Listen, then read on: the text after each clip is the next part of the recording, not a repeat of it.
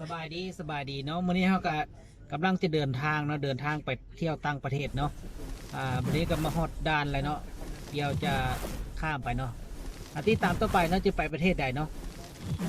สบายดีตอนนี้เราก็มาฮอดทุ่งดอกจานแล้วเนาะฮอดอุดรแล้วนี่มาฮอดอุดรแล้วเด้อนี่มาฮอดอุดรทางลัดวันนี้ทีมงานพาเที่ยวเนาะตั้งเห็นผมมีเวียกพากันเที่ยวเนาะเที่ยวต่างประเทศเนี่ยนะเที่ยวทุกที่เลยวันนี้เราอยู่ประเทศไทยสีไปทุกจังหวัดเนาะประเทศไทยวันนี้เดินทางไปประมาณ2 มื้อให้มันฮอดเนาะ74 จังหวัดนี่นะวันนี้เดินทางเนาะกับทีมงานชาวบ้านโปรดักชั่นเนาะบ้านนอกไทยบ้านนอกเข้าเมืองไทยเหนืออันนี้เฮานี่ทีมงานของเฮานี่มือกองเนาะทั้งหลังกับเป็นมือจับห่ำเนาะเป็นมือกองจับห่ำสายล้วงเดี๋ยวนะแล้วก็เฮาก็มีคนขับรถประจำเนาะคนขับรถนั่นนี่เนาะคนขับรถจะหน้าตาดีก็มั่วเลยขับรถพอคนขับรถหน้าตาพอดีเขาให้ผ่านด่านเนาะ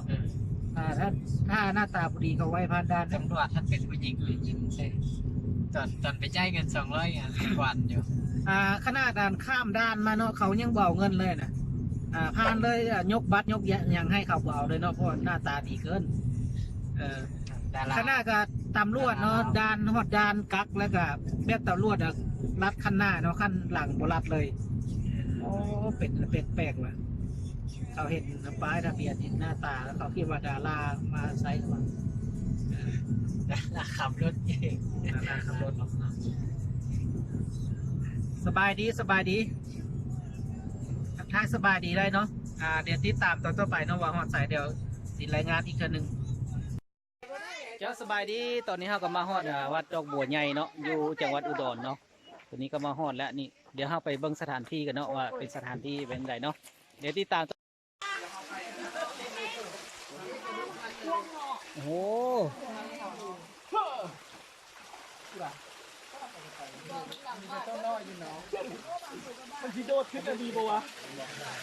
นี่เรามาทำบุญเนาะเลี้ยงป่าเนาะเลี้ยงอาหารป่าเนาะอยู่วัดดอกบัวใหญ่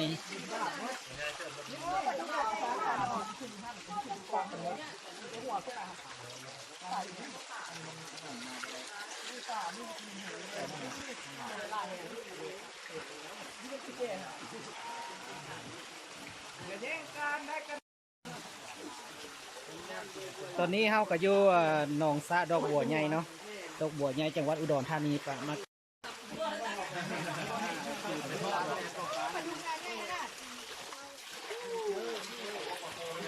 จะลงเงินโทรศัพท์เลย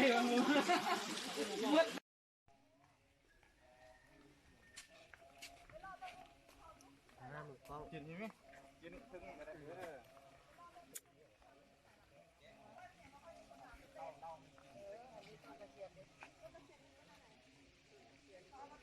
นี่วัดดอกบัวเนาะวัดสติวรารามเนาะดอกบัวใหญ่อยู่จากวัดอุดรเนาะอันนี้ก็คือดอกตะเคียนโมเมนต์ต้นตะเคียนเนาะต้นตะเคียนใหญ่โมเมนต์ดอกตะเคียนเด้ออันนี้ตอนเข้ามาบ่ได้เห็นเนาะแมงฟ้าเนาะเพิ่นแต่ขึ้นมาบ่โอ้ต้นตะเคียนใหญ่เด้อบูแมนอันต้นที่ว่าเห็นก็จะเอาลงคลิปหั่นน่ะแมนบอกขอโชคขอลาบเด้อแม่เอ้ยขอโชคขอลาบสุดไม่เพิ่นนี่เด้อใส่โชคลาภแท้บ่มีบ่มีแท้บ่นี่ทุกคนมีดีมีบ่มีตัวดีบ่ขอโชคขอลาบเด้อขอเฮงๆเด้อเอาดิผู้ใดบ่เห็นแต่ให้เห็นให้ลูกเห็นให้มาบ่10 ใบบ่15 ใบให้มาโลดเห็นโตอย่างในกล่องซื้อสุดมาให้อีก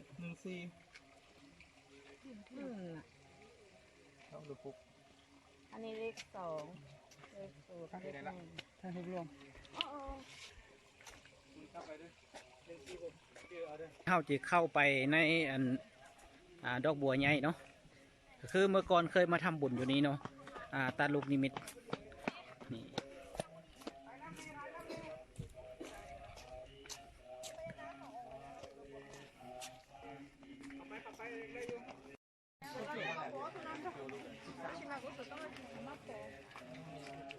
นี่คือสถานที่ศักดิ์สิทธิ์แห่งหนึ่งเนาะ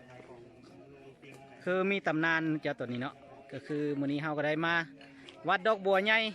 อยู่จังหวัดอุดรใหญ่ที่สุดในประเทศไทยเนาะเคยมาตัดลูกนิมิตมาทำบุญอยู่จังหวัดอุดรเนาะ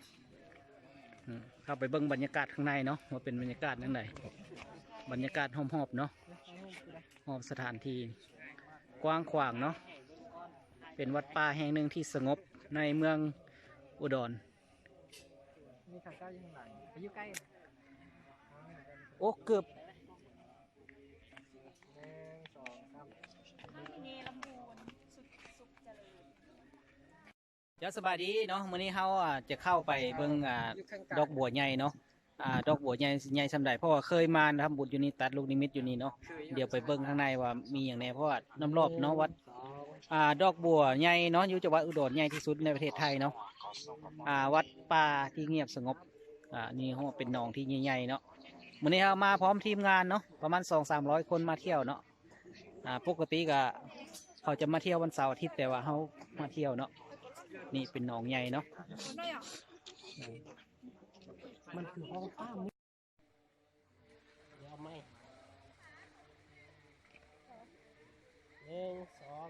2 3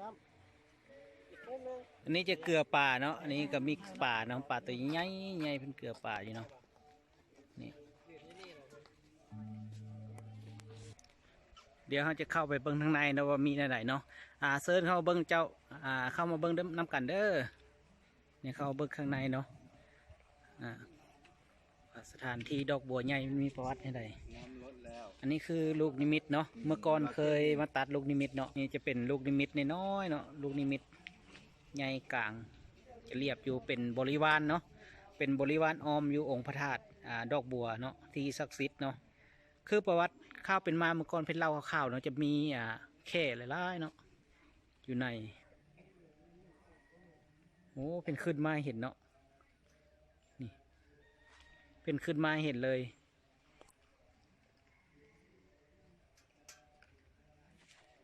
เจ้าตอนนี้เขาเข้ามาทางในเลยเนาะมาไหว้ธาตุพระองค์ธาตุเนี่ยนี่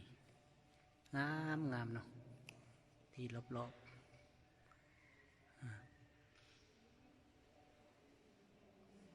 สวยงามเนาะ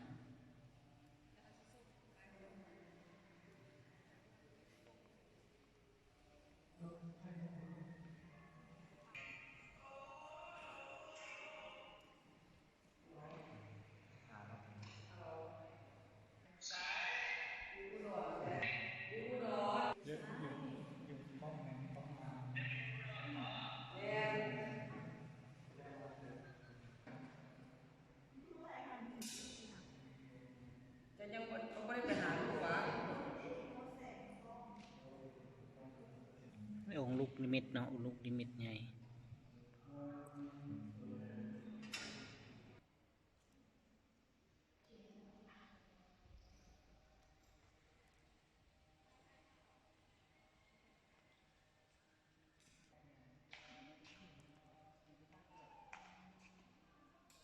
กายมา แล้วสบายดีเนาะอันนี้ก็อยู่ดอกบัวใหญ่เด้อนี่มาหอดดอกบัวใหญ่ดอกบัวใหญ่ที่สุดอยู่อยู่จังหวัดอุดรเนาะดอกบัวใหญ่คือจะเป็นหนองสระมีดอกบัวอยู่กลางเนาะนี่กลางเลยเนาะ ได้หรอให้คนเดียว วันเอาอันนับ ถ่ายเร็วไม่ได้ให้ เอาปากอยู่ในอันตะเวน กบกินเดือน บรรยากาศงามๆเนาะสบายดีทุกคนเนาะดอกบัวใหญ่เนาะ พูดถึงมันต้องได้อยู่พูดต้องได้ลงไปบนต่ำเองลงไปต่ำมาลงไปยังซี่เลยเรื่องหัว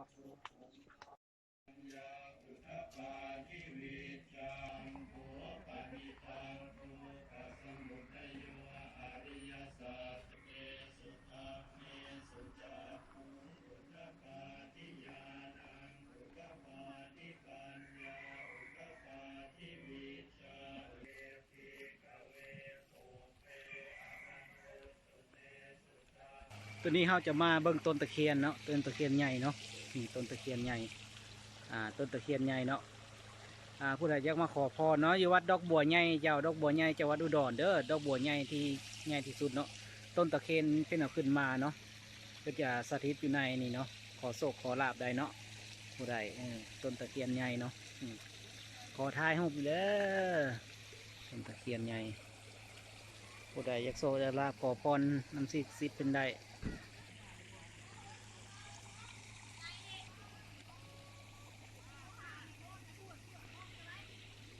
วัดสันติวรารามเนาะจังหวัดอุดรเจ้า